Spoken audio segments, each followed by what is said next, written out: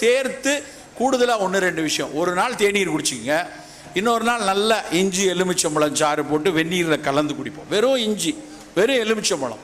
ஒரு நாள் நெல்லிக்காய் கஷாயம் போட்டு அதில் தேன் விட்டு சாப்பிடும். வெறும் நெல்லிக்காய் பொடியை ஒரு ஸ்பூன் போட்டு 1.5 டம்ளர் தண்ணி ஊற்றி கொஞ்சம் கொதிக்க வச்சுட்டு அந்த சூடோட இளஞ்சூடோட கொஞ்சம் தேனை கலந்து அதை குடித்து பாருங்கள்.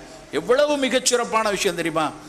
அந்த தேநீரில், அந்த நெல்லிக்காய் தேநீர் இருக்கு இல்லையா, அதில் இருக்கக்கூடிய விட்டமின் சி நம்ம உடம்புல இம்யூனோசெனசன்ஸும்பாங்க வயோதிகத்தில். அதாவது ப்ரொக்ரெசிவ் டிகிரடேஷன் ஆஃப் இம்யூனிட்டி.